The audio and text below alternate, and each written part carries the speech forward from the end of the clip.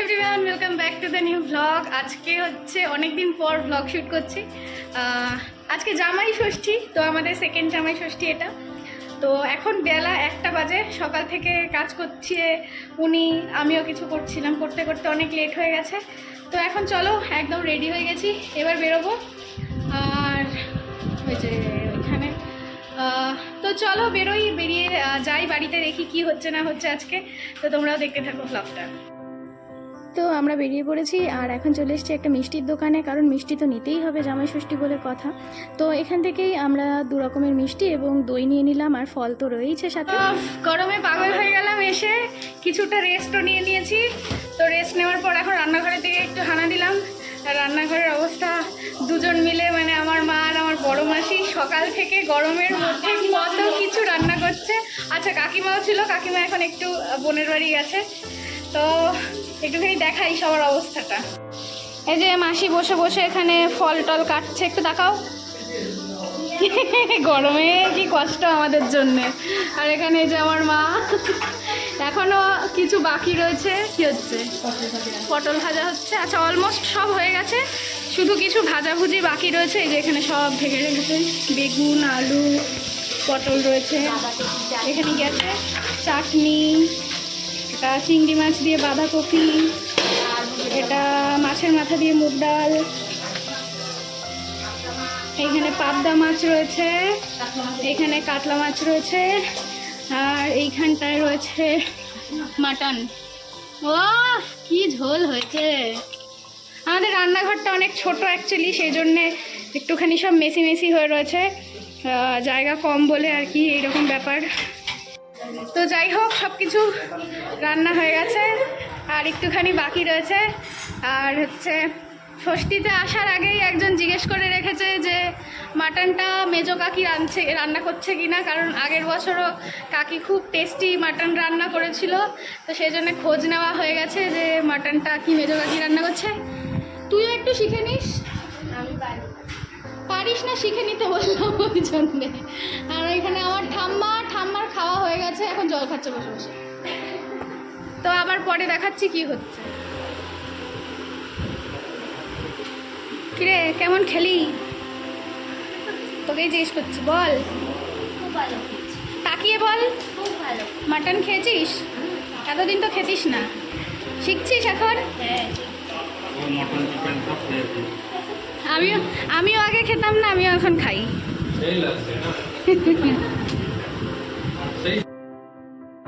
তো এই যে বসে পড়েছেন জামাইরা, একজন হচ্ছে আমার হাজব্যান্ড আর একজন হচ্ছে আমার ননদের হাজব্যান্ড। তো অনেক লেট করে এসছে ওরা দুজন, সেই জন্যেই এতটা লেট হয়ে গেছে। তো যাই হোক, আপাতত এখন আশীর্বাদ টর্ব হবে সব কিছু। আর এই যে এখন আমার মা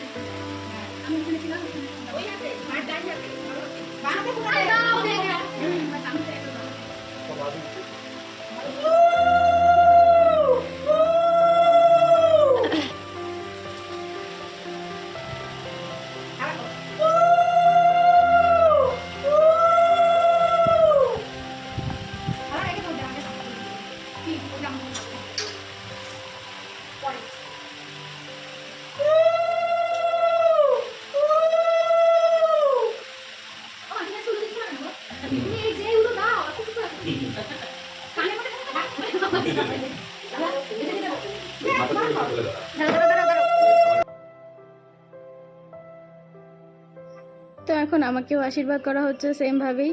আর খুব বকবক করছিলাম, আর এতটাই গরম ছিল সত্যি বলতে। তো যাই হোক, আশীর্বাদ পর্ব হচ্ছে সব কিছু। এবং আমার পরে এই যে আমার ননদকে, তাকেও আশীর্বাদ করা হলো। তারপরেই সবাইকে গিফটগুলো আদান প্রদান করা হলো। মা আমাকেও গিফট দিয়েছে, আমার হাজব্যান্ডকে, ননদের হাজব্যান্ডকে খুব সুন্দর শাড়ি দিয়েছে আমাদেরকে। তো সেইগুলো তোমরা দেখতে থাকো।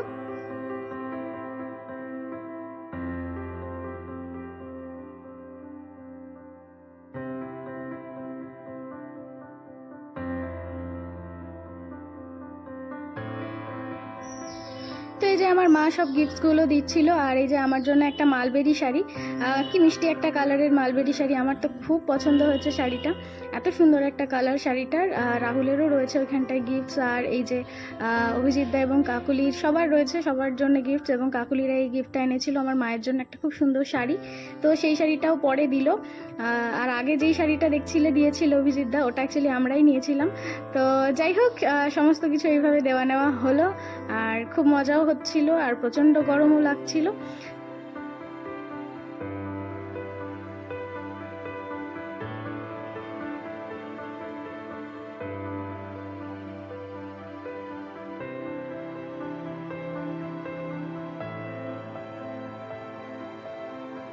তো আশীর্বাদ পর্ব সেরে এখন জামাইদেরকে একটু মিষ্টি মুখ করানো হচ্ছে। ফল মিষ্টি এখন আর পুরোটা হয়তো শেষ করতে পারবেও না, কারণ অলরেডি বিকেল হয়ে গেছে, ওরা এতটাই লেট করে ফেলেছে, আর দুপুরের কারো খাবার হয়নি।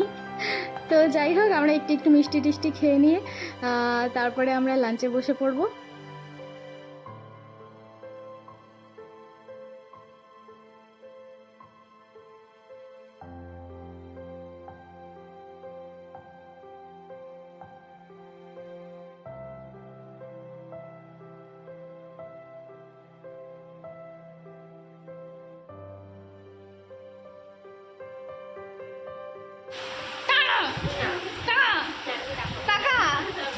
কি আপনিও সত্যি আমি কবে বলবো এরকম।